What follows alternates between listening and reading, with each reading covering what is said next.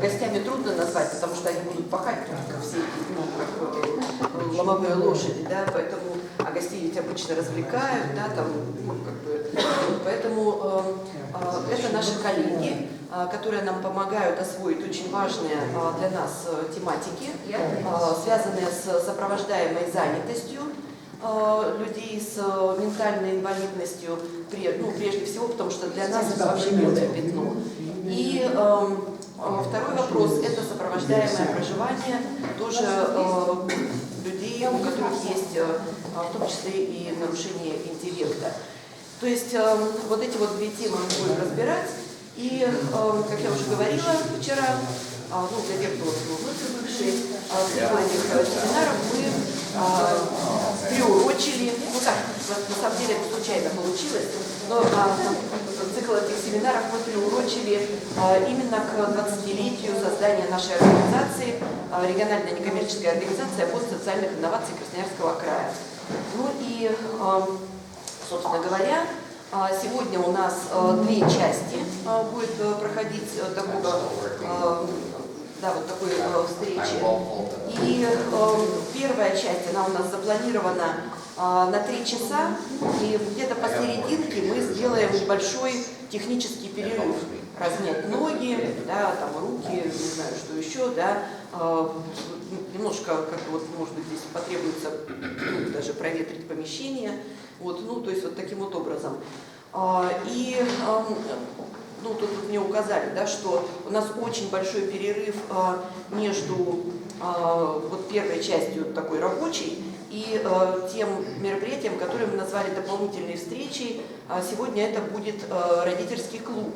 И те родители, которые, не только родители, да, то есть, в принципе, открыта эта площадка для всех, вы можете за время этого перерыва где-то съездить, пообедать, потому что я так понимаю, что сильно поблизости здесь особо ничего такого и нету. Только да? Шашлык можно вкусно поесть рядом и недорого. Да. Кто, допустим, шашлык не ест, да, тому можно куда-нибудь в другое место успеть съездить и вернуться сюда к 4:30. У нас это технически связано с тем, что то есть у нас Дон, он веган, да, и поэтому нам нужно изыскивать специальное место со специальным меню. В общем, с этим все связано, поэтому уж вы так нас простите. Тогда мы уже буквально через несколько секундочек начнем. И, коллеги, большая просьба, во-первых, учитывать то, что, как я уже говорила, далеко не все, кто хотел и кому нужно действительно там по роду занятий, по зову души, поучаствовать в этих встречах, не все смогли быть все дни, или даже вообще кто-то в принципе не смог на этой неделе поучаствовать в мероприятиях. У нас будет сплошная запись, и кроме того, у нас есть достаточно большое количество полезных материалов текстовых, поэтому, когда вы в листе регистрации пишете свои координаты, пожалуйста, укажите адрес электронной почты, куда можно эти материалы будет направить. И, собственно говоря, я так думаю, что тогда эти встречи будут абсолютно точно полноценно укомплектованы. Да? То есть все, вперед, да, мы готовы начинать, я думаю. Вы готовы?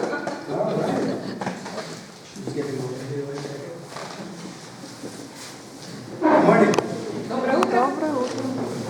Здравствуйте. Thank you all for being here. Всем спасибо, что пришли.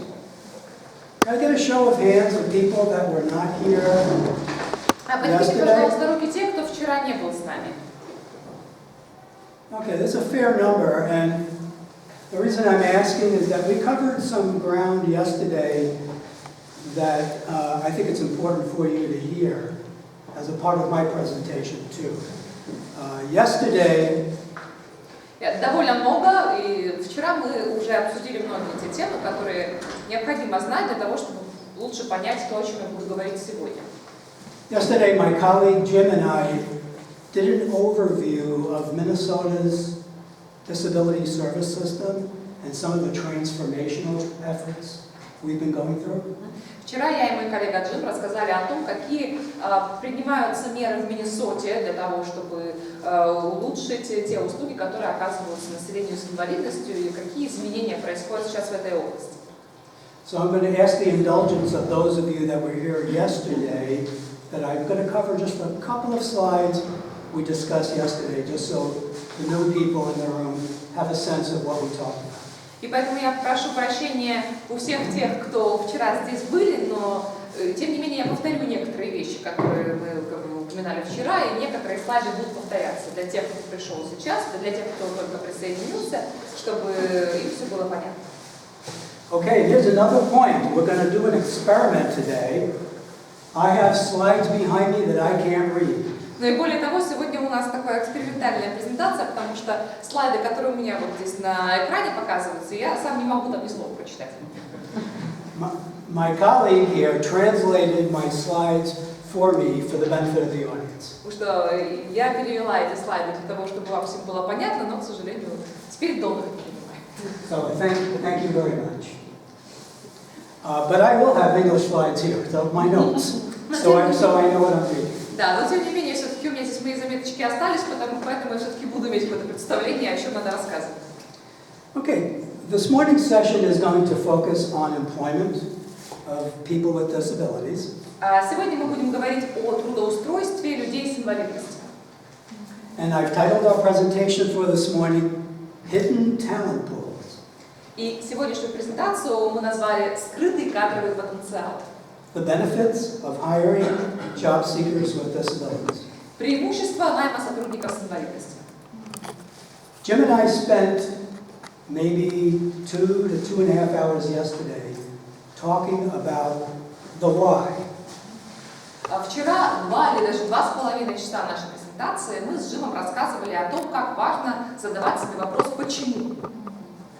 So now we're advancing our discussion into the what and the how. Ну а сегодня мы уже с вами перейдем к вопросам «что» и «как». And once again, the importance of yesterday was we're delivering services in new ways because of the why. И вчера мы как раз говорили о том, что мы стараемся оказывать услуги для людей с инвалидностью по-новому, именно потому, что у нас есть причина, по которой мы это делаем. And the why is all about purpose. Когда мы задаем себе вопрос «почему?», мы спрашиваем себя, с какой целью мы это делаем. So I'm going to jump into my presentation. We'll cover a little bit about the why, and then we'll move right into the discussion about employment. Поэтому мы немножечко повторим то, что было сказано вчера, поговорим снова о этих вопросах «почему?», а потом уже перейдем к более подробному разбору темы о трудоустройстве. Okay, experiment number 2. We're going to try to show you a short video which I think will drive home some of the discussions I want to have with you this morning.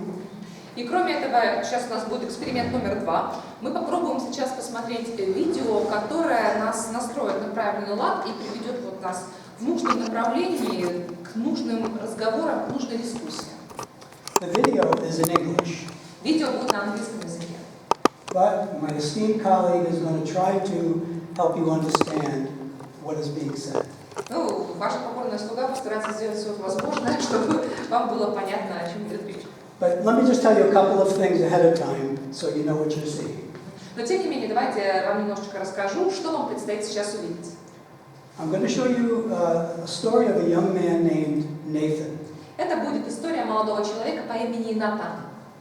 Nathan was being served by an organization that I have a very close relationship called Composure Inc.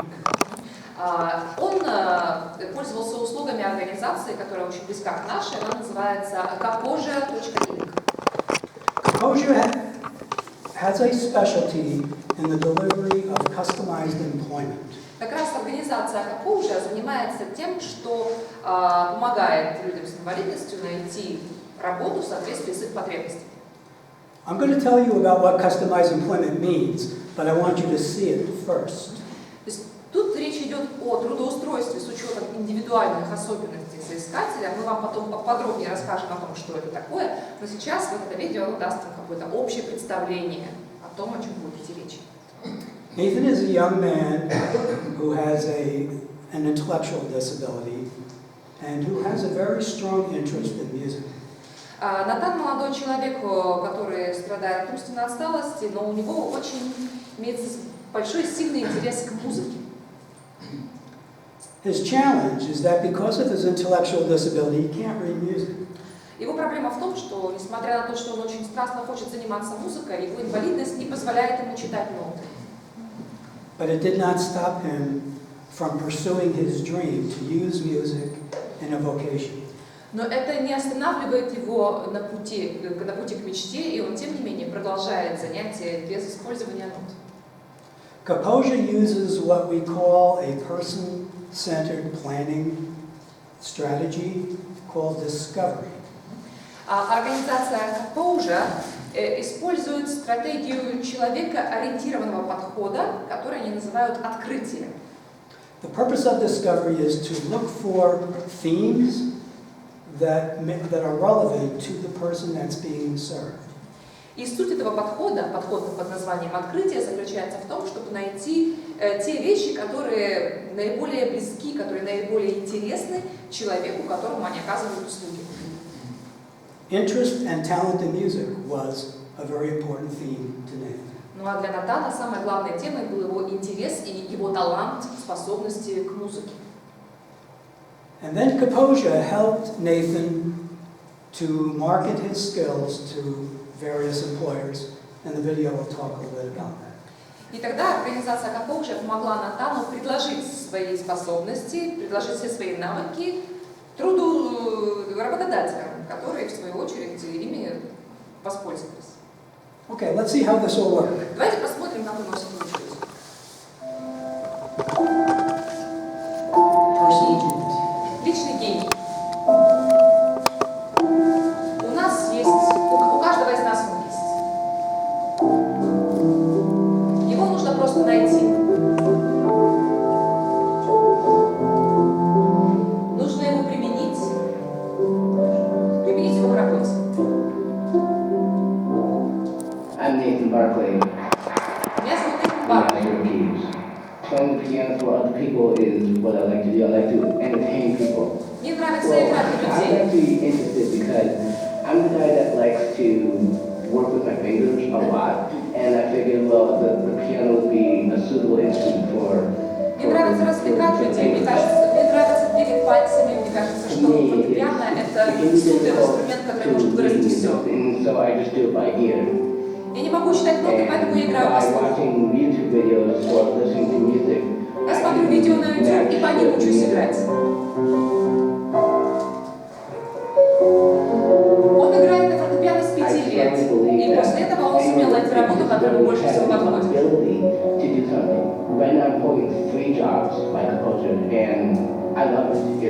Организация Kaposia помогла мне найти 3 работы, и я очень счастлив. Я полностью довольна.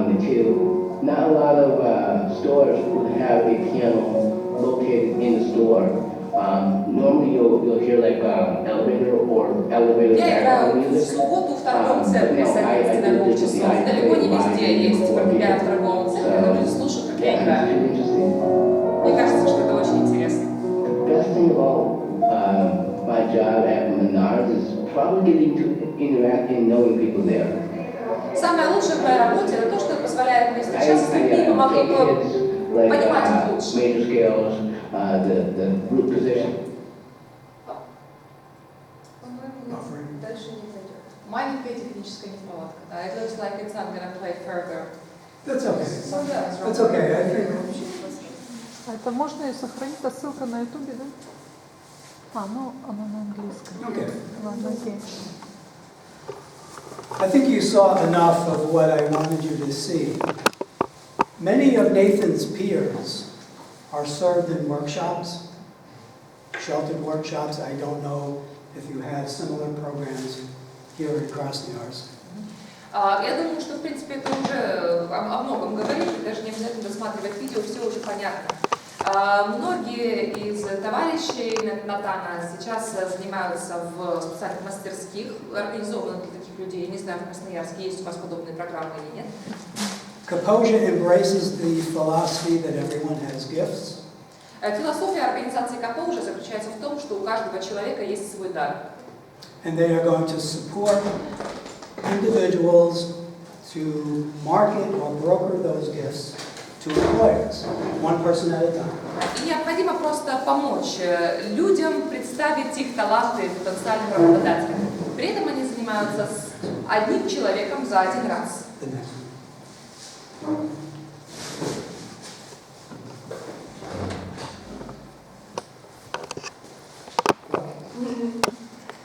Okay, well, we lost Так, the PowerPoint for a second. мы потерялись чуть-чуть.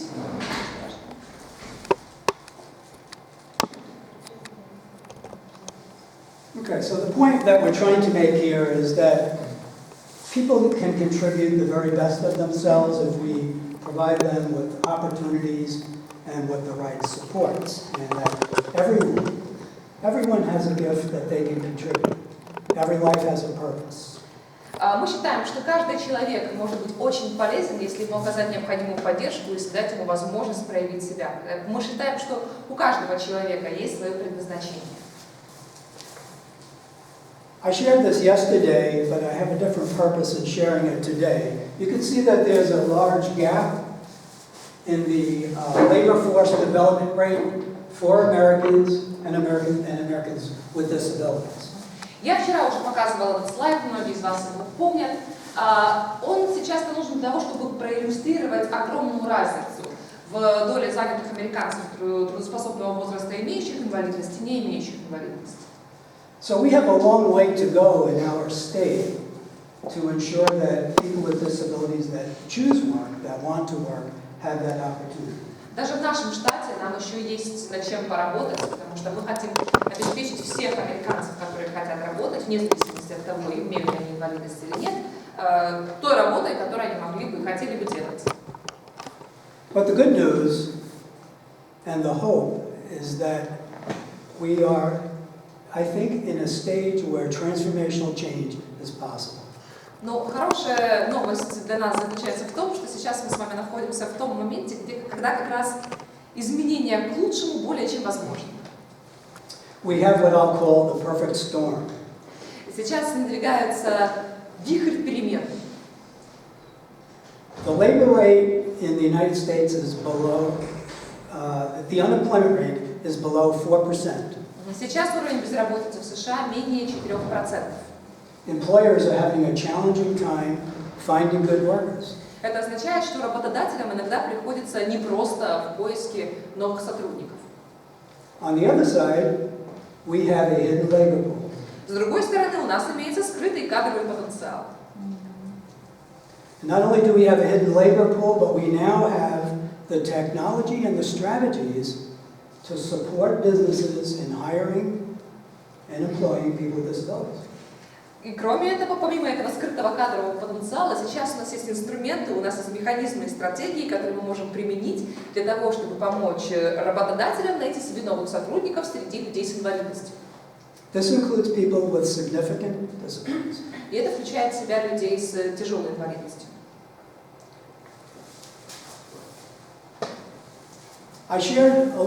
Jim and I shared information about public policy changes in the United States and within our state of Minnesota. Вчера я и Джим также рассказали вам о тех социальных политиках, которые приводятся в действие у нас в штате Миннесота. These public policy changes cross public education as well as adult services. Эти социальные политики регулируют область образования, а также область услуг, оказываемых взрослым людям. But what I would like to share with you today is a policy that is very important to me, and as I shared yesterday, I helped write it. И сегодня я хочу рассказать немножечко о том акте, который мне показалось был особенно полезен, ну и кроме того, я сам участвовал в его составлении. It's called the Employment First Policy. Он называется «Занятость на первом месте». Ну, вчера мы его называли «Занятость первым делом занятость». And I'm going to read it to you. I can read it here, but you can read it, I hope, there. И сейчас вы можете прочитать то, что написано на слайде, потому что это является таким основным тезисом. Our policy reads that employment in the general workforce is the first and preferred outcome in the provision of publicly funded services for all working-age citizens with disabilities, regardless of the level of their disability. Полноценная занятость является первостепенным и наиболее желаемым результатом оказания услуг, финансируемых государством, для всех граждан трудоспособного возраста, имеющих инвалидность, вне зависимости от ее степени тяжести. I shared yesterday the reason I'm proud of this policy is because no one is going to be marginalized because of a disability. И вчера я вам рассказывала, что я особенно горд тем, что я поучаствовала в составлении этого акта, потому что он означает, что теперь никто не останется за бортом по причине того, что у этого человека может быть тяжелая инвалидность. If a person chooses to work, then the state and the services that are available to people are obligated to assist that person in pursuing their dream. Потому что сейчас, если человек желает работать, то тогда государство, социальные службы обязаны оказать этому человеку необходимую поддержку и помочь ему прийти к своей мечте. Again, a little bit more about the why. We talked again a little bit about this yesterday, but we now have a foundation for transformational change. И вернемся снова к вопросу «почему?», потому что сейчас у нас есть фундамент, заложенный для того, чтобы произвести коренные изменения в системе. Without getting into a deep discussion about our public policies, I thought I would give you at least a sketch of what they mean. Вместо того, чтобы глубоко погружаться в суть этих социальных политик и прочих актов, я решила, что лучше я вам дам просто общее представление о том, о чем они говорят. We have a value proposition that we need everyone in the workforce for businesses to thrive and communities, families, and individuals to prosper. Мы сформулировали вкратце 3 тезиса, наши основные ценности. Первое заключается в том, что нам нужно, чтобы каждый человек, занятый в бизнесе, мог трудиться, и чтобы каждый человек, семья и сообщество могли жить в процветании. I pointed out yesterday that when I say everyone, I mean everyone that wants to work. We're not forcing anyone to do what they do not want to do, but we are encouraging people to consider work and to choose work. Я вчера делала акцент на том, что, говоря «каждый человек», вот в этом конкретном предложении, мы имеем в виду, что каждый человек, который желает работать. То есть мы ни в коем случае никого не заставляем делать то, что он не хочет. Но если человек проявляет желание, проявляет инициативу, мы должны дать ему все для того, чтобы он мог это получить. Our public policies are moving in the direction of recognizing human rights. Наша социальная политика сейчас движется в направлении признания прав каждого человека. And ensuring that people with disabilities have access to the same opportunities as anyone. Сейчас суть нашей социальной политики заключается в том, чтобы каждый человек, вне зависимости от его состояния, имел равные права со всеми остальными. It means access to living in the community, participating in the community, and working in the community. Это означает жизнь в сообществе, участие в жизни сообщества и работу в сообществе.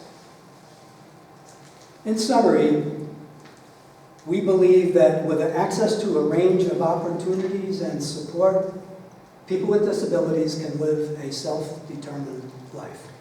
И подводя итоги, скажем так, что мы считаем, что имея доступ к широкому спектру возможностей, к широкому спектру поддержки, люди с инвалидностью могут устроить свою жизнь так, как они считают нужным для себя. Okay, I wanted to assure you that services in Minnesota are still evolving, and they're beginning to change the way we think and represent people with disabilities. Я хочу вас в первую очередь заверить, что те услуги, которые сейчас оказываются людям с инвалидностью в штате Миннесота, находятся тоже в процессе развития, и мы сейчас продолжаем думать над тем, каким образом можно было бы их изменить к лучшему. As it relates to employment, it means that we recognize that everyone who wants to work can make a contribution. И в отношении трудоустройства означает, что наше видение заключается в том, что каждый человек, который желает работать, может действительно привнести в эту работу что-то очень важное и нужное. And we've been working very hard to develop tools and strategies that help individuals to identify their interests their talents and what those contributions could be. И мы долгое время усердно работали над тем, чтобы сформулировать те стратегии, те инструменты, которые позволят определить возможности, таланты, способности каждого человека и понять, что именно каждая отдельная личность может дать своему работодателю. It's about brokering individual talents one person at a time. Это означает поиск места для каждого таланта, но при этом мы берем по одному человеку за один раз. Go back to Nathan. Nathan had an interest in music. We didn't put him in a group or a congregate model of service. He was supported to look for a job in a specific area of interest and an area where he had talent. Давайте вспомним Натана еще раз. Он проявлял интерес и способности к музыке, но та услуга, которая ему была оказана, она не была групповой, она не была коллективной, он не был включен в какую-то группу людей. С ним работали персонально, индивидуально, поддерживая его именно в той области, в которой он хотел двигаться. What might be obvious by now is Nathan did not apply for a job playing the piano at a hardware store. То есть мы понимаем, что Натан не то чтобы шел целенаправленно, он не искал целенаправленно работу в торговом центре, не искал работу пианиста в торговом центре. His talents were marketed to the business by the agency he was working with. Но он работал с агентством, оказывающим ему услуги, и оно, в свою очередь, стало предлагать его способности различным работодателям. His job was created. И для него рабочее место было создано под его потребности. And it was negotiated. Его разрабатывали и его подготовили. The video stopped short, but he also plays the piano for senior citizens at a nursing home, 2 nursing homes. Мы не смогли досмотреть видео, но если бы мы смогли, то в конце мы увидели, что помимо этого он еще дает концерты в доме престарелых для пожилых людей. So he's working with 3 companies playing piano.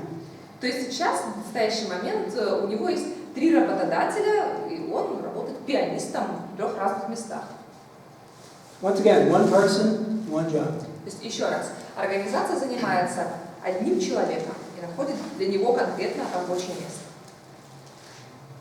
I want to spend a moment helping you understand what customized employment means. Теперь давайте немножечко поговорим о том, что такое трудоустройство с учетом индивидуальных особенностей человека. As you can see from the slide, it's a voluntary, interest-driven negotiation between a job seeker and an employer. Как вы видите на слайде, это предполагает, во-первых, добровольный, обязательно добровольный диалог между соискателем и работодателем, направленный на удовлетворение интересов обеих сторон. Employers are not obligated to hire people. We're encouraging them to consider employment because it makes business sense. Потому что, опять же, работодатель не обязан никого брать на работу, но мы ему подсказываем, мы его поддерживаем, мы указываем ему на то, что взять этого человека на работу может быть для него выгодно, и это может иметь для него какой-то особый деловой смысл. Customized employment is flexible and non-comparative in its strategy. Трудоустройство с учетом индивидуальных особенностей человека предполагает применение гибкой стратегии и не сравнивать одного человека с другим. People with disabilities are not competing with others without disabilities for a specific job. Потому что люди с инвалидностью не вступают в конкуренцию с людьми без инвалидности на какое-то одно рабочее место, которое предлагается им всем. Let me just stop for a moment and let you know that there really are 2 different ways you can support people to go to work. Потому что, в принципе, существует 2 разных способа оказания поддержки людям, которые желают найти работу. You can support people in traditional ways by helping people interview for open and available positions. Первый способ поддержки – это помочь людям устроиться на работу путем подачи заявления на какую-то объявленную вакансию, помочь им прийти на собеседование и так далее. Customized employment does not respond to the job market. It is really responding to the interests and the talents of the individual. А есть второй способ способ, и это трудоустройство с учетом индивидуальных особенностей. Это означает, что мы не пытаемся удовлетворить потребности рынка труда.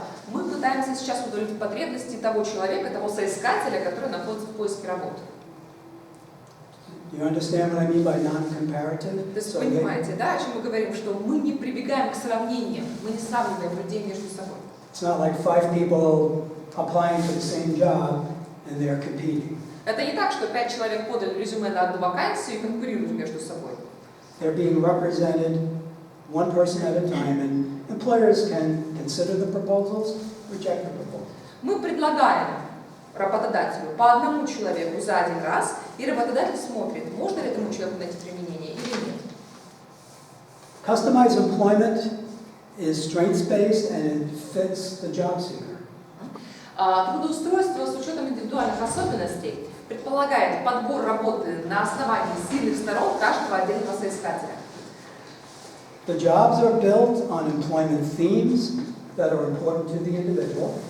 Рабочие места создаются специально на основании тех тем, которые интересны каждому конкретному человеку. And they're negotiated based on ideal conditions of employment for that job seeker, that specific job seeker. Они разрабатываются с учетом индивидуальных потребностей этого конкретного соискателя. То есть мы смотрим, какие условия были бы для него идеальными, и на основании этого разрабатываем для него рабочее место. Customized employment could be wage employment, or it could be self-employment. Трудоустройство с учетом индивидуальных способностей может предполагать устройство как человека на полную занятость, так и самозанятость тоже. I'm going to share some stories later that will give you examples of both. Позже я вам расскажу несколько историй, нескольких конкретных людей, и вы увидите разницу между тем, как можно было бы к вопросу подойти. Are any of you familiar with supported employment? Кто-нибудь из вас слышал такое понятие, как сопровождаемая занятость? Is that a service that's available in Krasnoyarsk? В Красноярске есть такая услуга, да, или нет? Yes? Okay. Well, the reason I put this slide in is that customized employment and supported employment are very similar, but there are some differences. Причина, по которой я вообще об этом заговорила, заключается в том, что сопровождаемая занятость и трудоустройство с учетом индивидуальных особенностей – это очень близкие понятия, но тем не менее между ними есть различия. Okay, I'm going to start up here, and if my colleague translated this the way I think she did, it should say competitive employment with or without job supports. Давайте вот начнем с верхнего левого угла. Там сказано: наем конкурентоспособных сотрудников с поддержкой со стороны оплачиваемых помощников или без них. I should have prefaced by saying that I'm trying to cover common characteristics of customized and supported employment. То есть сейчас мы с вами говорим об основных базовых, стандартных характеристиках сопровождаемой занятости и трудоустройства с учетом индивидуальных особенностей. Once again, you can hear my common recurring theme: one job seeker, one employer at a time. И снова звучит наш обычный лейтмотив: один соискатель за один раз, один работодатель за один раз, одно рабочее место за один раз. Jobs are negotiated based on unique interests, skills, talents, and strengths of the individual job seeker. Должностные обязанности для каждого соискателя подбираются на основании его уникальных интересов, его навыков, талантов и сильных сторон. There is increased opportunities for integration and inclusion. Это позволяет нам расширять возможности интеграции и инклюзии людей с инвалидностью. We're talking about regular jobs out in the workforce with any business. И сейчас мы говорим, в принципе, о занятости на любой должности, любая обычная работа, которую можно себе представить. So there's an expectation that the individual that's employed is working with coworkers, supervisors who do not have disabilities. То есть это предполагает, что человек с инвалидностью оказывается в коллективе людей без инвалидности, он оказывается с ними в одной рабочей среде, его начальник есть, у него есть коллеги, и все работают вместе. There is also an expectation for both that people will be making at at least minimum wage and earning comparable benefits. Ну и кроме этого, это означает, что люди, получающие работу, должны получать соответствующую, хоть может быть не очень большую зарплату, и все соответствующие, полагающиеся ему выплаты. Once again, customized and supported employment are very similar, but here's the difference. Еще раз, сопровождаемая занятость и трудоустройство с учетом индивидуальных особенностей – это вещи очень близкие, но тем не менее разница есть. Supported employment implies that there is ongoing job support to the employer and the individual. Сопровождаемая занятость означает, что имеется некий помощник, имеется некая поддержка как для сотрудника, получившего работу, так и для его работодателя. Постоянно. It's certainly possible with customized employment that the individual once employed doesn't need support from the agency. Ну а занятость с учетом индивидуальных особенностей означает, что после того, как человек получил работу, вероятно, ему уже больше никакая помощь и поддержка не требуется. But speaking candidly, if the individual has a significant disability, supported employment is almost always assumed. Но, конечно, если мы говорим о человеке с тяжелой инвалидностью, то сопровождаемая занятость всегда рассматривается как основной вариант. Also, the goal of both customized and supported employment is to teach business supervisors, coworkers about how to welcome and include people with disabilities naturally. Одна из основных целей сопровождаемой занятости, трудоустройства с учетом индивидуальных особенностей заключается в том, чтобы научить работодателей, начальников, бизнесменов, других сотрудников предприятия понять и принять человека с инвалидностью. I'll talk a little bit later about the skills and competencies that are needed to deliver these services, but I just wanted to drive home at this point in the presentation that it's very important that we have people with certifiable skills to do this work. Мы попозже с вами поговорим о том, какие конкретно навыки, какие умения необходимы для того, чтобы оказывать эти услуги. Но, естественно, необходимы те люди, которые обязательно компетентны в этой области и которые смогут для каждого человека найти работу по нраву. We shared with yesterday's group that Jim and I, along with other professionals in Minnesota, have co-authored a handbook on community living, community participation and employment. Вчера мы говорили, что я, Джим и кое-какие еще наши коллеги вместе составили книгу, такое своеобразное руководство о том, как организовать жизнь в сообществе, как помочь людям с инвалидностью участвовать в жизни сообщества и так далее. The exciting news, at least to me, is that this publication is being translated into Russian. Я очень рад, что эта книга сейчас переводится на русский язык. It's a guidebook for professionals, but it's also, I think, an excellent resource. I know I have parents in the audience, and I think it's a very useful tool for parents. В первую очередь руководство направлено на специалистов, на профессионалов, но я знаю, что сегодня в аудитории много родителей, я думаю, что для них это тоже было бы очень интересно. And the point about this is we know that parents are a very powerful influence, not just with their adult children who are looking at work, but with agencies that are going to be delivering service. They put you on an even playing field so you can articulate what you would like to see happen on behalf of your loved one. Мы понимаем, что родители, естественно, имеют огромное влияние не только на самого подросшего ребенка, который стал взрослым и стал искать работу, стал интересоваться поисками работы. Также еще родители могут оказывать огромное влияние на работу самих агентств, которые оказывают поддержку молодым взрослым в помощи работы. И, соответственно, прочитав эту книгу, вы можете как-то более ясно, может быть, сформулировать, лучше понять, чего вы хотите, что вы хотите получить и что вы хотите, чтобы имел ваш ребенок. The publication is already available in English, and we will be making it available through г.На. And we have, actually, the chapters that Jim and I wrote have already been translated, not by my colleague, but by someone else. And they will also be available to г.На. They're presently in a Word document, and eventually it's going to be reformatted into the publication. Книга на английском языке уже вышла, а на русском языке пока еще нет, но тем не менее, когда будет через Анну Валерьевну, вы сможете ее наверняка достать. И те главы, которые написали лично мы с Джимом, они уже переведены на русский язык, не мною лично, но тем не менее переведены, и тоже через Анну Валерьевну вы можете их достать, они уже все готовы в формате твердовского документа. Это еще раз напоминание о том, чтобы вы в лист регистрации обязательно записались и записали свой электронный адрес. Чтобы можно было вам email addresses, so that I can mail these chapters to you. Да, спасибо. Okay.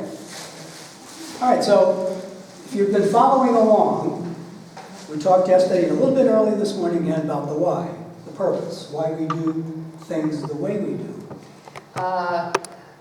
Лейтмотивом всего того, что мы говорили вчера и сегодня утром, является вопрос «почему?».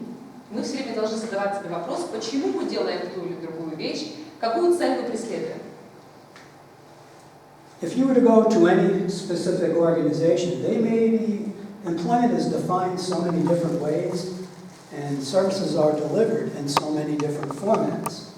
Если вы обратитесь в разные организации, вы увидите, что на занятость, на найм на работу можно смотреть с совершенно разных углов, совершенно разных позиций, и что услуги очень разные, и оказываются они тоже в самых разнообразных форматах. So the reason that we've been speaking about the why is we want people to understand there's a different way of thinking and going about delivering services to people who normally might not be considered good candidates for jobs.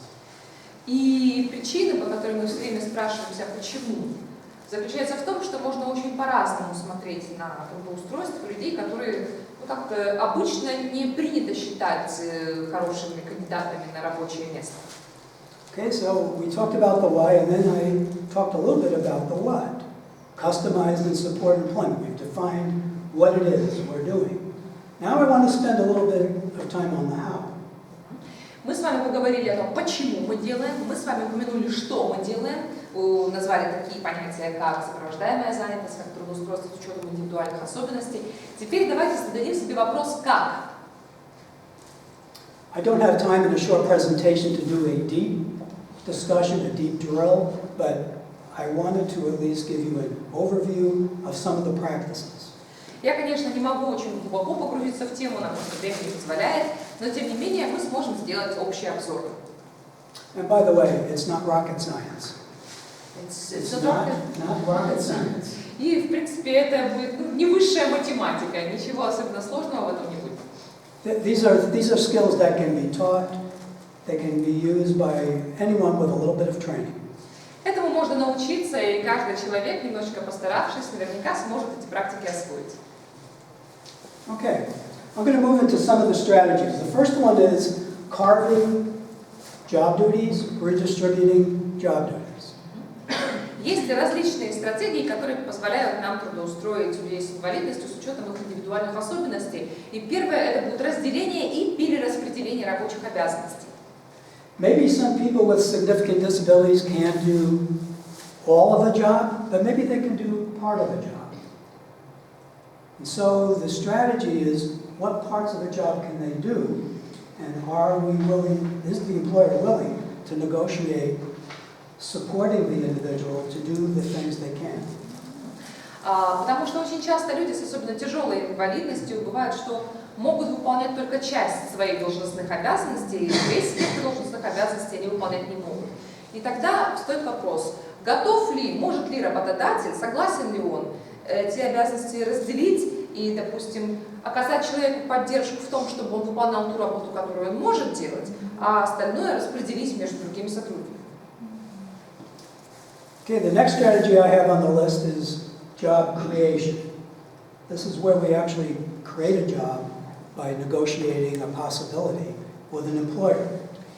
Следующая стратегия заключается в создании рабочих мест, потому что мы действительно создаем рабочее место под каждого конкретного человека путем ведения переговоров с работодателем. Let's go back to Nathan. Вернемся к Натану. Nathan wasn't applying for a job at a hardware store to play piano. Ну, то есть он не искал работу в торговом центре пианистом. The employment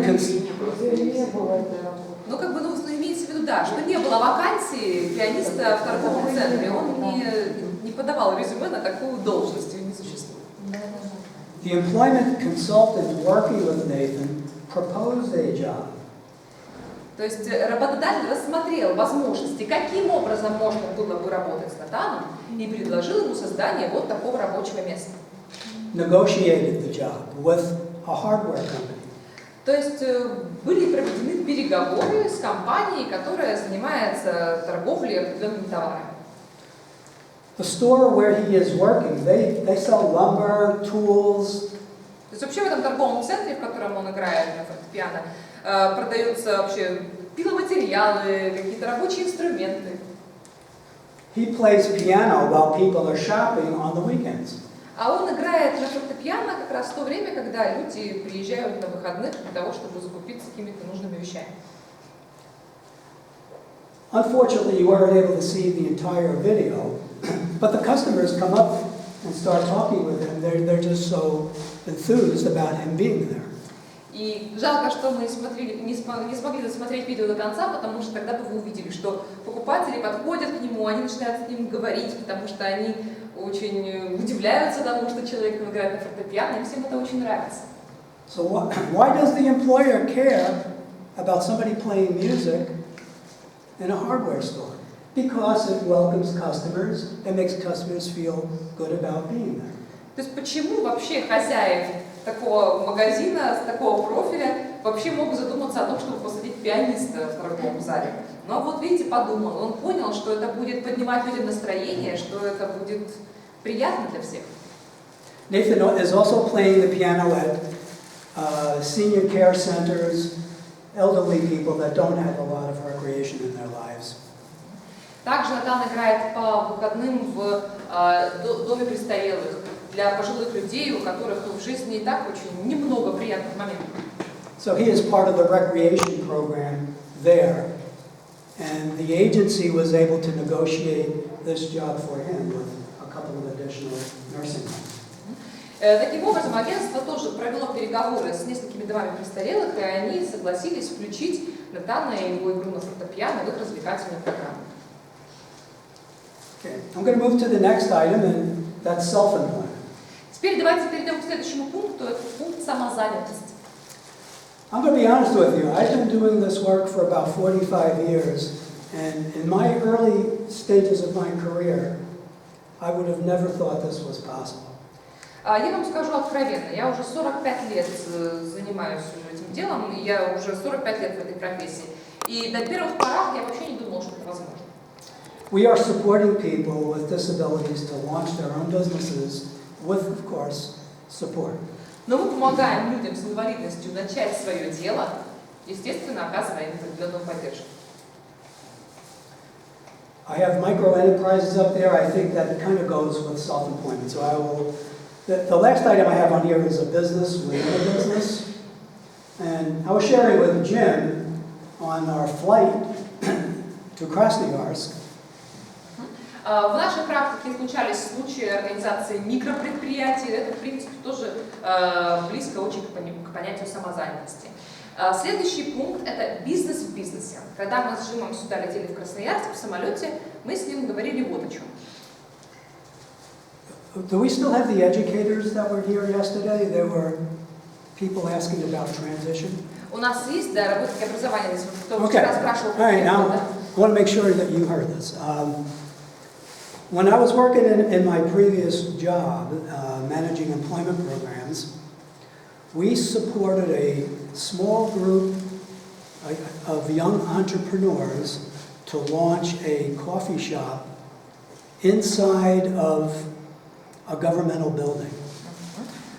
Просто я хотела бы, чтобы именно вы меня услышали, потому что вам это наверняка будет интересно. На моей предыдущей должности, когда я занимался менеджментом программ по трудоустройству, как раз наша группа помогала коллективу молодых предпринимателей открыть кофейню в государственном учреждении. The students launched the business.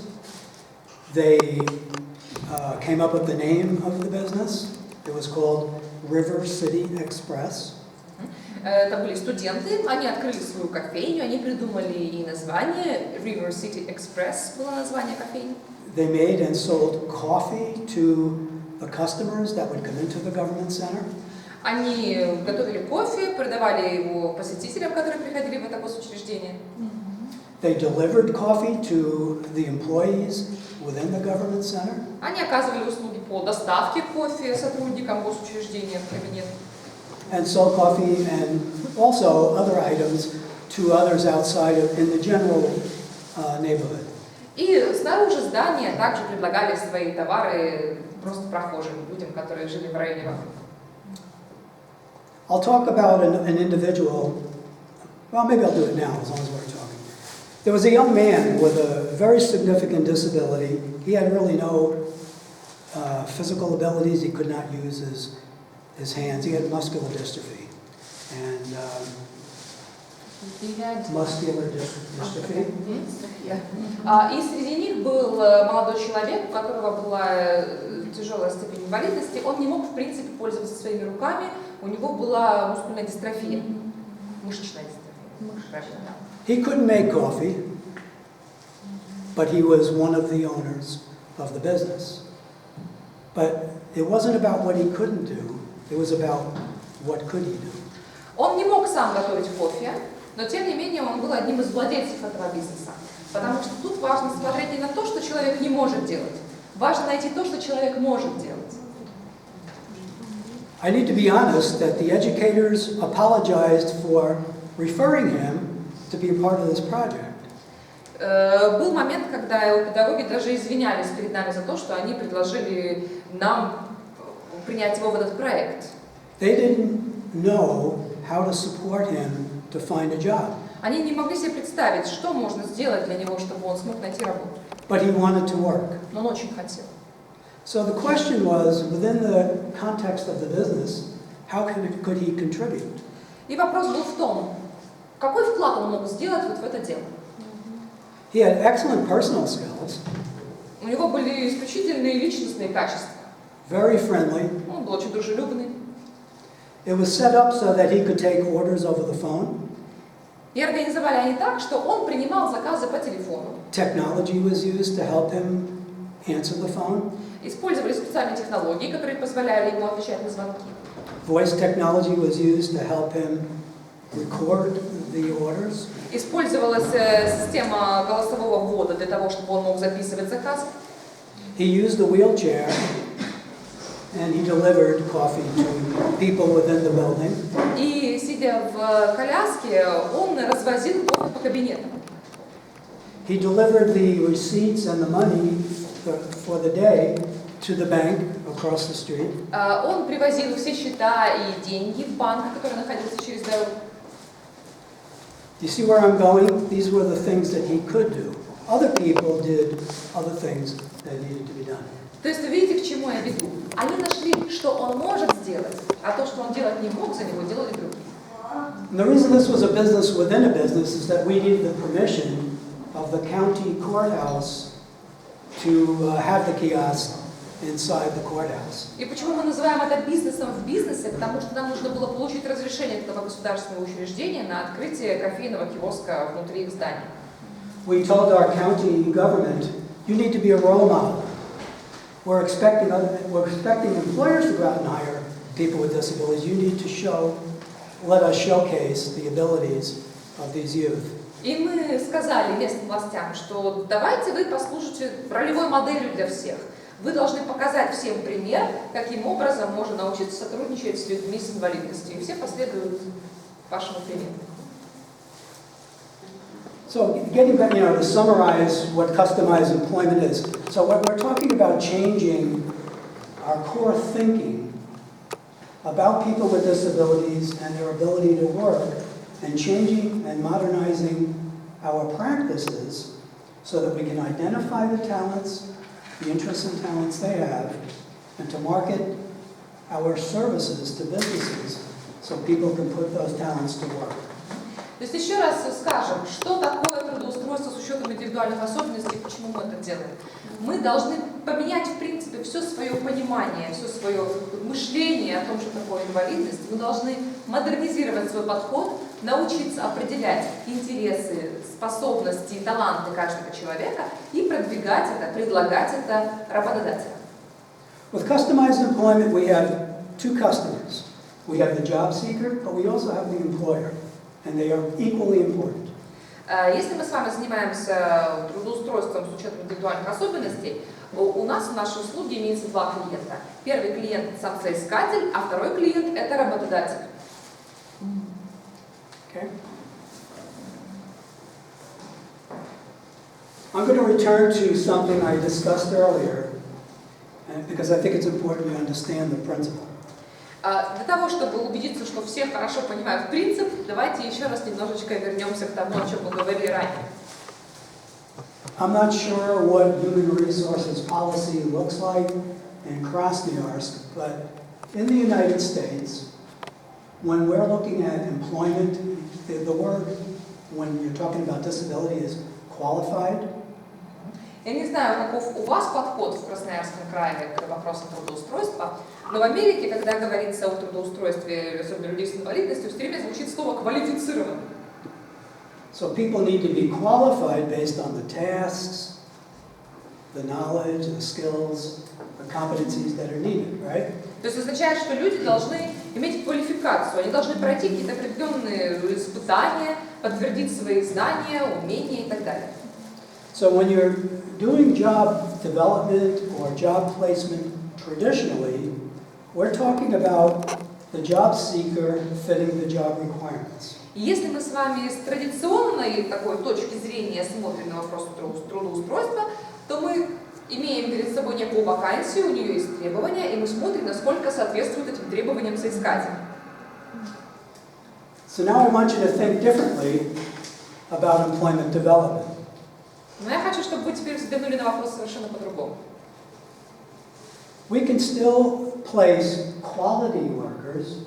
Мы можем с вами поменять слово «квалифицированный» на «качественный» и находить качественных сотрудников. Because with customized employment, we're talking about the job requirements fitting the worker. Потому что если мы с вами занимаемся трудоустройством с учетом индивидуальных особенностей, то мы смотрим наоборот на то, как та или иная должность подходит этому человеку. Do you understand the point I'm making? То есть вы понимаете, к чему я веду? Placement in like a vacant job, you have to fill job requirements. But with customized employment, we're going out and negotiating jobs based on the interests and talents that people have, maybe tasks that they can do. Мы не ищем человека, соответствующего требованиям вакансии. Мы не пытаемся заполнить существующую вакансию. Мы пытаемся создать рабочее место под конкретного человека и смотреть, что именно он может принести, что именно он может дать, какие задачи он может выполнять. Customized employment changes what it means to be qualified. И таким образом эта модель трудоустройства полностью меняет понимание того, вообще, что такое квалификация и квалифицирование. Why? Because we're developing jobs that we know people can do. If they can do the tasks that we're negotiating with an employer, it changes the paradigm. Мы полностью меняем парадигму. Почему? Потому что мы создаем то рабочее место, которое уже безусловно будет подходить человеку, потому что оно будет, эти должностные обязанности будут включать в себя только те задачи, которые этот человек точно может выполнять. Go back to the example I gave of the young man with muscular dystrophy. If he was applying to work at a coffee shop, he might be competing with other people who have physical abilities that he doesn't have. He could not make coffee, for example. Если мы с вами снова вернемся к примеру с тем молодым человеком, у которого была мышечная дистрофия, если бы он пытался найти работу традиционным образом и просто подал резюме на вакансию в кофейню, то ему пришлось бы конкурировать с другими людьми, а работа в кофейне предполагает приготовление кофе, а он не может пользоваться руками. But the employment position for him was developed for him. Но в нашем случае его должность была специально создана под него. We knew he had the abilities to do what was planned and negotiated on his behalf. мы знали, какие у него есть способности, мы знали, какие задачи он может выполнять, и, соответственно, мы за него вели переговоры, и мы от его лица сумели создать такую специальную должность. Yeah, there's a question. Вопросик в это место как раз можно? Yeah, there's a question that just fits in this moment. Can you answer? Yes. У нас в профессии прием на работу определяется документом, который называется квалификационный справочник профессии. Here the employment procedure is regulated by a guidebook that's called the Qualification Guidebook of Professions. Позже это будет профессиональный стандарт конкретного специалиста. So that it presents the professional standards for every job, for every specialist. Это документ, в котором четко написаны требования к образованию, опыту и переподготовке. So it is a document that establishes very strict requirements to the background, to the advanced training, to all the aspects of each and every job existing. So let me ask you a question. Так, тогда у меня к вам встречный вопрос. So is an employer free to develop a job based on what he or she feels is needed? А может ли у вас работодатель разработать сам некую рабочую позицию на основании своих потребностей? Это профессиональный стандарт. No, there is a professional standard, so you cannot invent a job that doesn't exist. Министерство труда. The Ministry of Labor regulates the issue. В это место был вопрос, у них как-то это по-другому? And this is why I'm asking the question. So, is it different in your country? Yes. Ну, у нас, да, у нас по-другому. Well, in our country, an employer can hire people to do, you're free to hire people to do whatever is needed. Now, there are some professional standards for certain kinds of jobs, certainly. You know, if you're going to be a plumber, you might need to fulfill certain standards to practice. Нет, конечно, у нас есть определенные профессиональные стандарты, то есть если вы, например, хотите работать там, сантехником, то у вас должны иметься определенные там, квалификационные документы, определенные подтверждения всего, но у нас каждый работодатель может нанять людей на выполнение любой работы, которая ему необходима. А у нас за это штрафуют работодатели. А у нас за это работодатели штрафуют. Here the employer may be fined for this. Really? Серьезно? Есть частный бизнес, есть государство. Вот Частный бизнес, я могу придумать все, что хочу. In my private business, I can invent whatever I want. Вот это про частный бизнес, скорее всего, были примеры. So maybe your examples apply more to the private businesses rather than to the state government. Yeah, although, yes and no, we do have, this is where public policy and advocacy, now I know advocacy is used differently in Russia, but we have worked with our government to change policy so that people can work in governmental positions as well.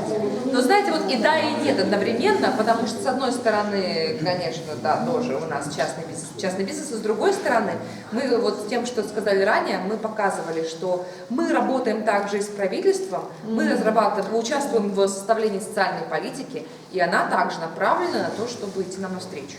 I've been trying to think of an example, and I think I have one to share here. It's not a governmental position, but I recall working with nursing homes where we would place people as nursing assistants. Now, they would need certified training.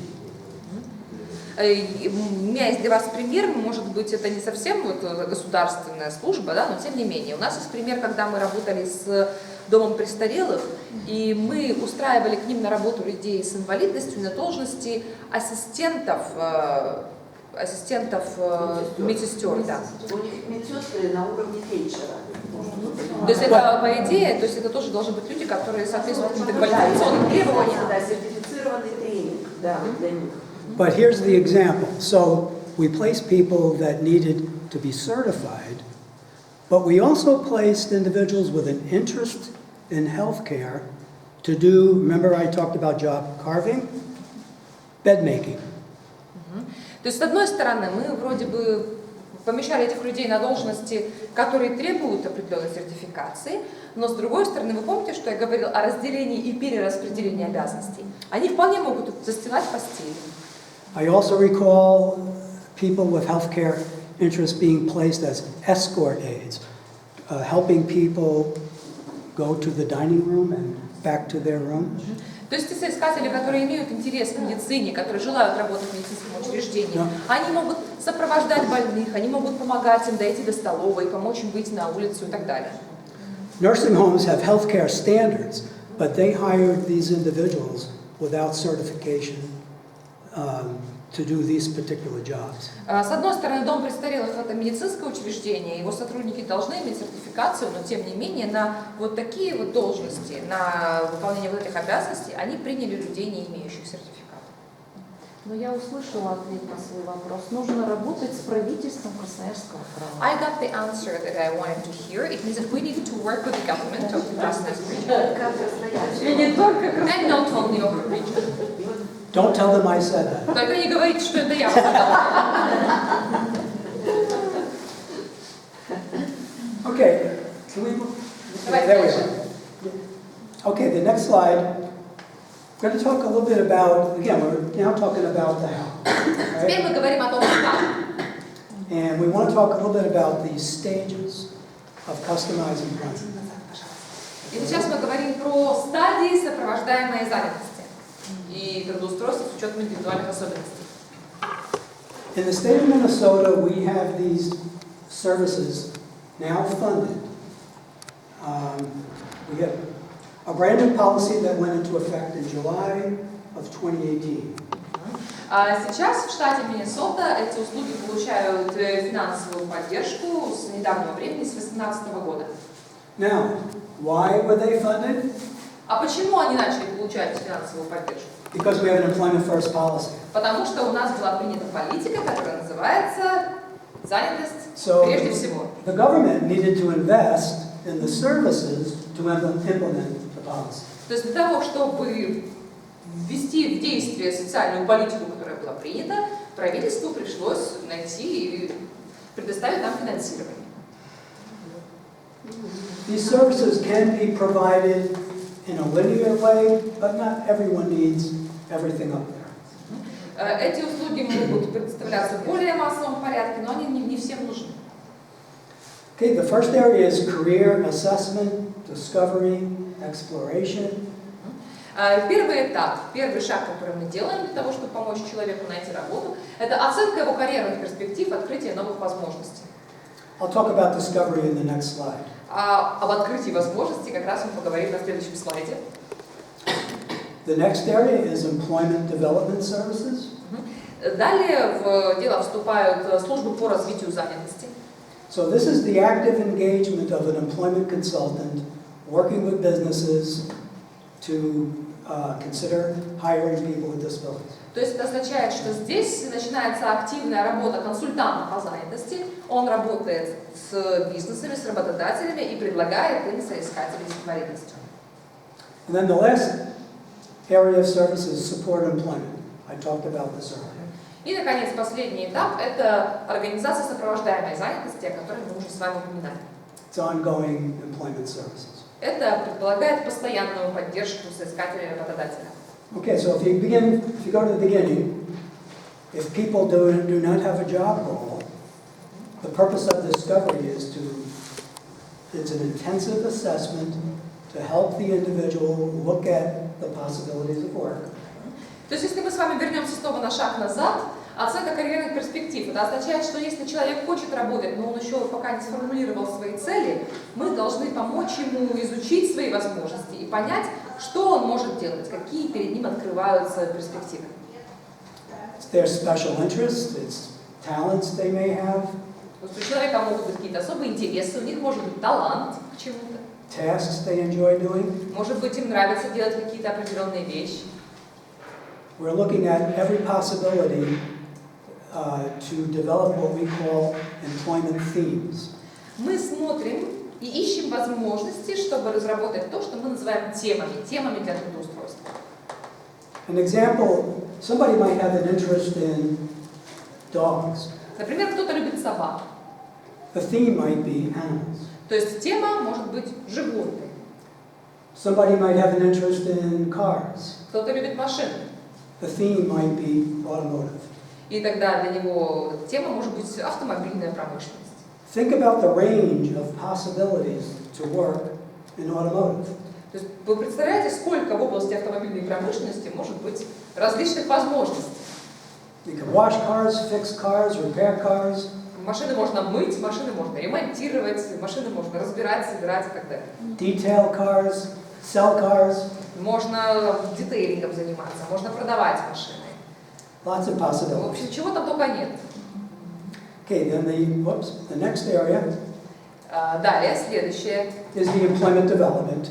And we talked a little bit about that before. I just wanted to mention, I think it's tomorrow, I have an additional presentation prepared to talk about making the business case. Далее мы поговорим о развитии трудоустройства, развитии занятости. И кажется, на завтра запланирована у меня презентация о бизнес-кейсах. It was too much to It's give on you today. Thursday, on Thursday, not tomorrow. Thursday? Okay. Ну ладно. I'm sorry, четверг. Thursday. Jim's tomorrow. Да, Джим завтра будет его день. But the point about making the business case is that we need to engage businesses in ways in which they understand the benefits of hiring. Суть этих бизнес-кейсов заключается в том, что мы с вами должны найти способ привлечь работодателей, показав ту выгоду, которую они получат. Вот эта часть завтра. This is what you, for this, you have this part tomorrow. Yes. There is some time for it. Okay. Ну хорошо, ладно. Okay, and then once again, supported employment is the ongoing support. So if individuals can benefit from or need ongoing supervision support from the outside of the business, supported employment is available. Еще раз, сопровождаемая занятость предполагает постоянное сопровождение и поддержку в случае, если человеку это необходимо. Если ему нужно, чтобы ему кто-то помогал, если чтобы его кто-то поддерживал со стороны, то есть не со стороны работодателя, а извне. Okay, my next slide is kind of a tease. Now, I want you to understand that there's a range of tools and strategies that can be used to support people in the discovery process. When people are not quite sure what their contribution could be. Этот слайд представляет собой такую коробку с карандашами. То есть тут представлены различные инструменты, различные способы, каким образом мы можем помочь человеку понять, чем он может быть полезен, что он может делать в случае, если он еще не совсем сумел это сформулировать. Discovery is a very intensive one-on-one process with one job seeker. Изучение новых возможностей и открытие новых перспектив – это очень серьезная, очень вдумчивая работа, которая проводится один на один с целью открытия карьерных перспектив. I'll just give you a couple of examples. So, some of discovery is interviewing. Иногда для того, чтобы найти перспективы, достаточно просто провести собеседование. Talking to the individual about their interests. Поговорить с человеком, спросить, что ему нравится. Talking with family members. Поговорить с членами его семьи. Talking to teachers. С учителями поговорить. Talking to people that know the individual well. Поговорить с теми людьми, которые хорошо знают этого человека. It's observing. Наблюдение. What does the individual do in their free time? What are their hobbies? What are their loves? Чем человек занимается в свободное время? Какие у него хобби? Что его привлекает? A funny story, I have a colleague who does some work in this area, and he was talking to a mom who said, "Oh, my son doesn't do anything. He sits in his room all day." И у меня есть такой забавный пример. Однажды мой коллега работал с одной мамой, которая говорила: ой, да у моего сына вообще никаких интересов нет. Сидит целый день в своей комнате, вообще не выходит. But my colleague asked the next question. What does he do in his room? Но тогда мой коллега задал ей следующий вопрос. А в комнате-то он чем занимается? Then when he went there, it's like, well, he's on the computer. People have lots of interests and lots of skills. We just need to spend the time to identify them. И когда он зашел в комнату, он увидел молодого человека, который занимается компьютером. То есть у нас очень много может быть различных интересов, у нас может быть много интересных хобби, нам просто нужно найти их. Another part of the process is setting up informational interviews with employers. Следующий метод, которым мы можем воспользоваться, это организация информационных интервью с работодателем. Вопрос в первой части. Кто занимается вот этим опросом и самого человека с инвалидностью, членов его семьи, друзей, учителя? I have a question. Who does these interviews with the job seeker with disability, his family members, people he knows, and so on? It's an employment consultant that's been trained to do discovery. Это консультант по занятости, который прошел специальное обучение по развитию карьерных перспектив. И следующий теперь пункт, который Дон будет освещать, это уже будет другой человек этим заниматься. Информационное интервью. Да? Нет, уже конкретно поиск рабочего места. And the next stage that you spoke about, the looking for a job that would fit the person, would it be done by the same consultant or would it be another person? It depends on the agency's staffing structure, but it's best done by the same person. Это зависит от организационной структуры каждого агентства, которое оказывает эту услугу, но в основном, конечно, лучше, если это один и тот же человек. Один и тот же. One and the same person. То есть он должен знать и владеть информацией всех сильных сторон этого соискателя, да, и потом уже в лучшем виде представлять соискателю работодателя. So it means that this person, during the first research stage, collects all the information about the strengths of the job seeker, and then with all this knowledge he advocates the interest of this person to the employers. But I'm going to throw a curveball at you. Да, но сейчас я вам такой крученый мячик подам. I was recently involved with the ARC Minnesota. It was my last job. And we were setting up a program to teach family members to do discovery. У меня был опыт, когда мы вместе с моими коллегами проводили проект по обучению членов семей. Учили их находить возможности новые и искать эти новые перспективы. Who knows David better than you? Потому что кто знает Давида лучше, чем вы? I'm not saying that you would do that, but the point I'm making is that I think families have more abilities to support individuals in thinking about their goals. Я, конечно, не говорю, что вы должны этим заниматься всем, но я имею в виду, что семья – это, наверное, самая такая главная сила, потому что именно она знает и она понимает, какие цели может преследовать их родной человек. But there are people trained to do this, and they have the tools to look at people in very individualized ways. Но, с другой стороны, есть, конечно, всегда специально обученные люди, которые умеют и знают, каким образом можно работать с человеком, чтобы раскрыть раскрыть его потенциал.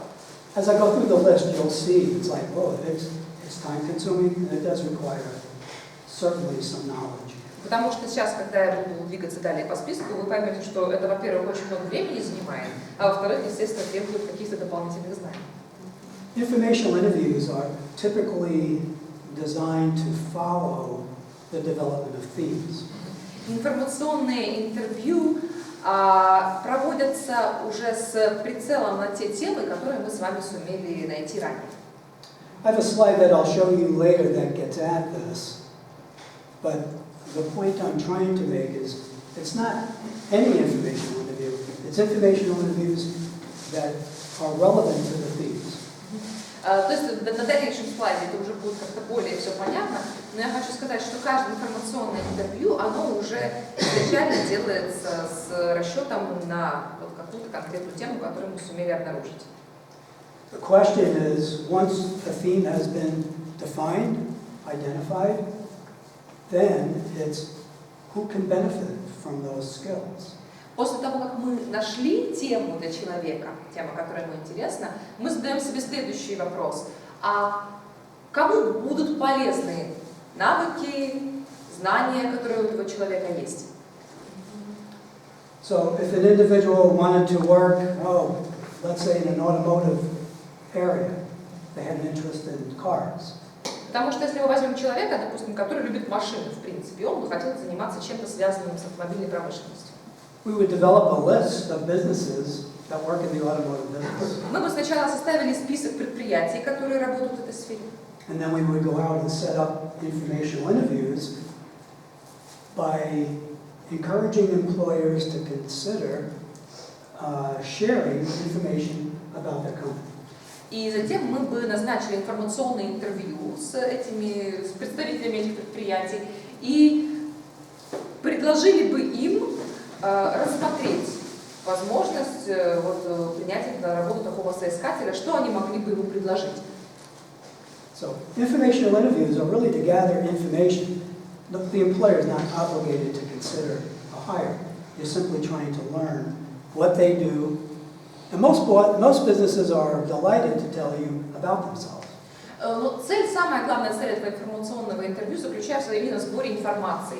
То есть мы пытаемся собрать сведения об этой компании и понять, что они могут предложить. Мы пока им еще не предлагаем соискателя принять на работу, но очень многие компании с удовольствием рассказывают о себе. Some of it I have up here, business tours. So sometimes informational interviews can be accompanied with a tour of the business, and then you observe, and then you begin asking business questions about their work. Далее, видите, у нас по списку есть бизнес-туры. Это когда работодатель предлагает вам экскурсию по своему предприятию, показывает, как у него что работает. Очень часто информационные интервью сопровождаются таким туром. То есть вы можете пройти вместе с ним, посмотреть, что у него есть, как он работает, и заодно попытаться понять, как и где для вас открываются возможности. A common question we ask employers is, what are your challenges? What doesn't get done around here? Вопрос, который мы всегда задаем работодателям, это: а с какими трудностями вы сейчас сталкиваетесь? Есть ли какие-то задачи, которые у вас пока еще не выполняются или выполняются недостаточно хорошо? We try to uncover needs and possibilities. Мы пытаемся выяснить их потребности и выяснить возможности, которые они нам открывают. I won't have time to get into all of the items up here, but I did want to focus on a couple. We have educators in the room, and I promised to talk about transition. Конечно, мы не сможем с вами подробно рассмотреть все эти пункты, которые на слайде представлены, но тем не менее у нас есть представители системы образования, и, естественно, мы с вами затронем тему перехода. In Minnesota, we're beginning to do work-based learning. В Миннесоте сейчас мы проводим обучение на рабочем месте. So youth are given the opportunity to work out in the workforce as part of their education. Это означает, что молодым людям во время их учебы предоставляется возможность работать и заодно изучать особенности профессии. The purpose is to learn job skills, to learn work behaviors. Узнать, какие навыки требуются, научиться вести себя на рабочем месте.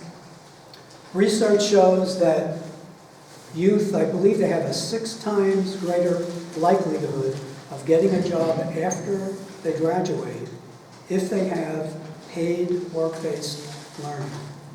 И исследования показывают, что у молодых людей после окончания учебного заведения в 6 раз повышается вероятность трудоустройства, если во время учебы они проходили вот такую практику на рабочем месте.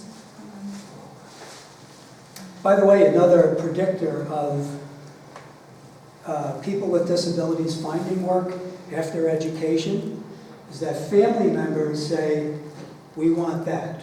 My son, my daughter wants a competitive job. И, кстати, тоже практика показывает, что очень часто по окончанию учебы молодых людей с инвалидностью их семьи начинают говорить, что вот мой сын или дочь хочет вот эту работу, он хочет вот сюда. Of course, in the United States, we have individualized education programs, and if a work goal is part of that student's, we call it IEP, individualized education program, the school is obligated to implement it. И в Америке, надо заметить, у нас есть индивидуализированные учебные планы для детей и молодых людей с инвалидностью, и они составляются уже вот с прицелом на вот эту цель, которая может быть установлена.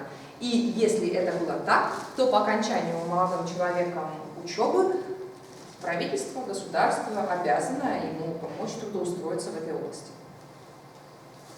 So we talk about work-based learning and giving youth an opportunity to learn skills, to be trained in specific career areas. But on the employment side, I know that some of you are thinking, oh, I know employers who will never go for this.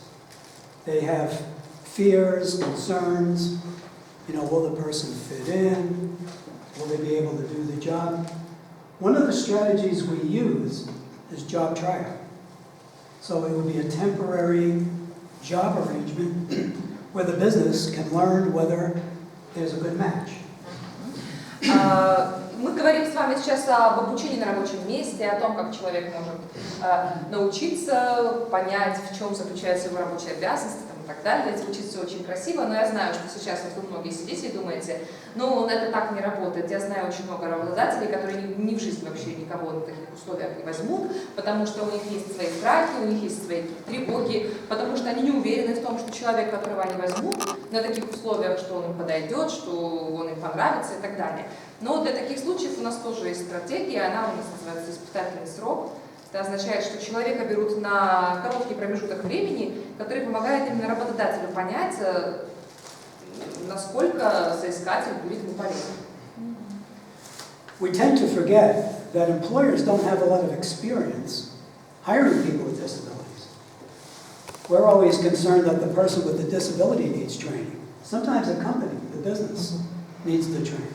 Мы с вами забываем об одном очень важном моменте. Мы с вами очень мало думаем о том, что у самого работодателя, как правило, нет опыта работы с людьми с инвалидностью. Мы все время думаем со стороны соискателя, что соискателя нужно обучить, что ему нужно помочь, его нужно подготовить. На самом-то деле подготовка и обучение требуется еще и работодателю.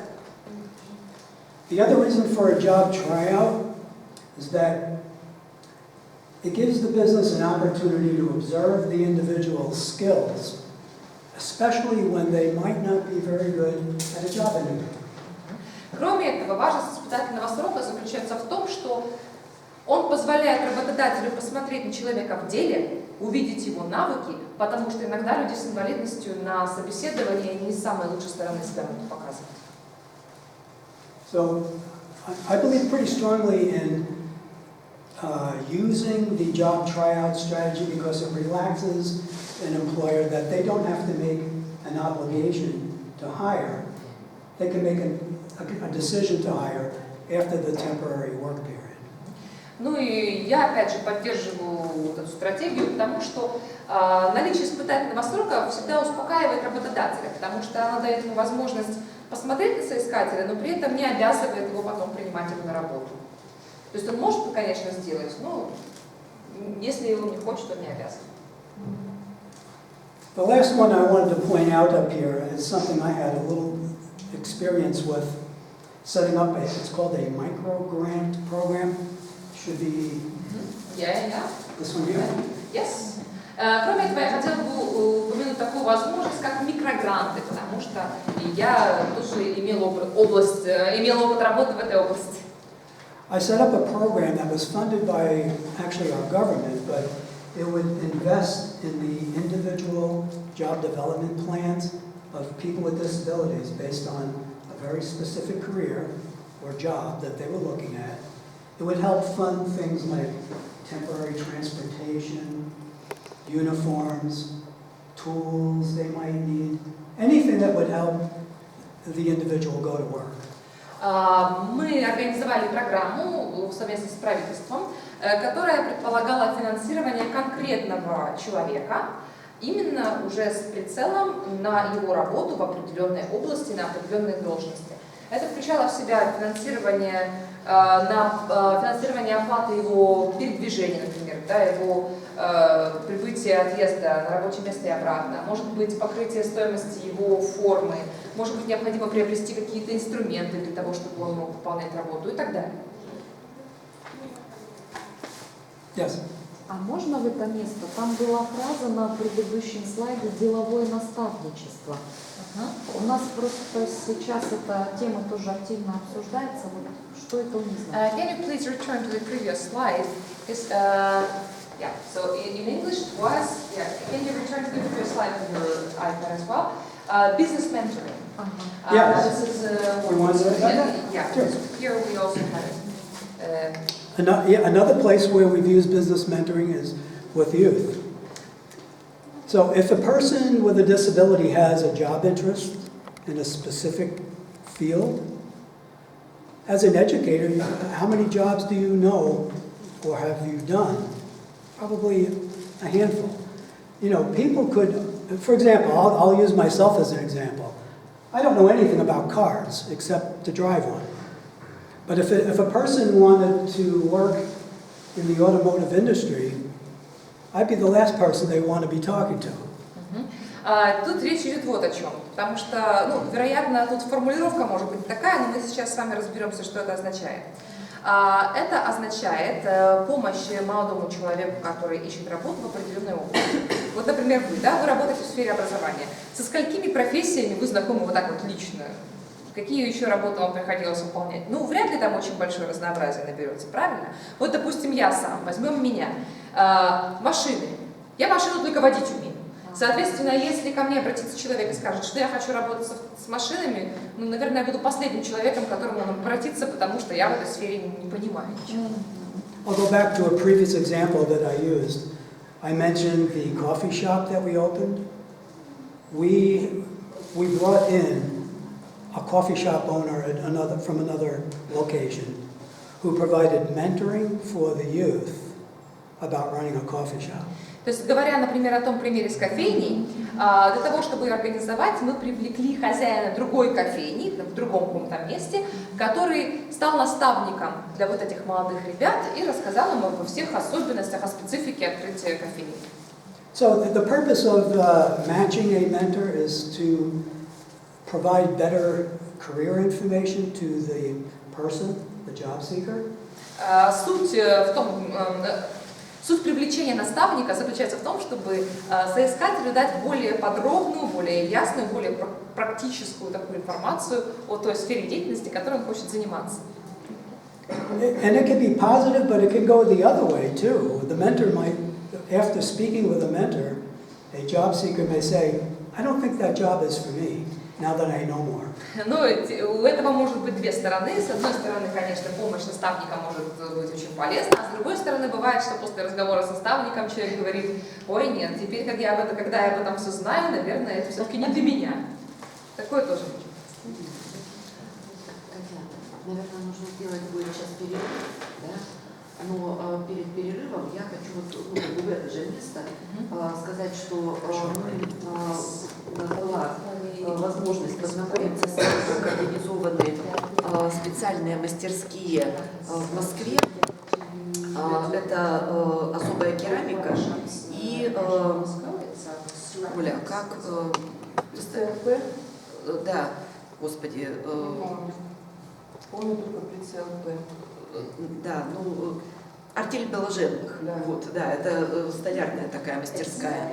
И основная мысль, которую организаторы этих мастерских нам пытались донести, что кроме всяких там сопровождающих, ну типа там социальный педагог, психолог там, и все прочее, да, для наших особых подросших детей, очень важно, чтобы был мастер в этом деле. То есть настоящий керамист, да, который все знает про технологию керамики, например, да, и настоящий классный, высококлассный там столяр, да, который, вообще говоря, про эту профессию все понимает, знает и может процесс организовать. Теперь можно Just one more point on mentoring, and then Еще we'll про wrap. наставничество один маленький пунктик. It'll be short, but mentoring can also be training coworkers to support a worker with a disability that's on a job. Это наставничество еще может быть направлено на то, чтобы подготовить коллег вот этого нового соискателя, чтобы они были подготовлены к тому, чтобы его принять. It could be like a buddy, you know, somebody who is there to provide assistance. Например, кто-нибудь из коллег может стать ему таким приятелем, да, проводником вот в этой профессии, помогать ему, поддерживать его на первых порах. Okay. When should we? Так, мы делаем сейчас Да ну до 12, 15. 5-minute break, just a 5-minute break. Sounds good. Прекрасно. See you in 5. Все, увидимся.